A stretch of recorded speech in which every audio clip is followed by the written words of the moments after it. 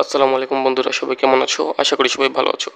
দেশে কোটা আন্দোলনে ভয়াবহ পরিস্থিতির কারণে সরকার 16 জুলাই থেকে সকল শিক্ষা কার্যক্রম বন্ধ করে দিয়েছিল। যারা এসএসসি 2024 ব্যাচের তাদের কলেজ ভর্তির কার্যক্রম 15 থেকে 25 জুলাই তারিখে ছিল, কিন্তু দেশের পরিস্থিতির কারণে সেটা বন্ধ হয়ে যায়। অনেকে ভর্তি হতে পেরেছে, আবার অনেকে ভর্তি হতে পারেনি, বেশিরভাগই ভর্তি হতে পারেনি। এখন সরকার কলেজ ভর্তির নতুন তারিখ প্রকাশ করেছে 28 জুলাই থেকে 1 আগস্ট, অর্থাৎ এই 5 দিনে তোমরা ভর্তি হতে পারবে। অর্থাৎ 28 জুলাই থেকে ভর্তি শুরু হবে, 1 তারিখ শেষ হবে।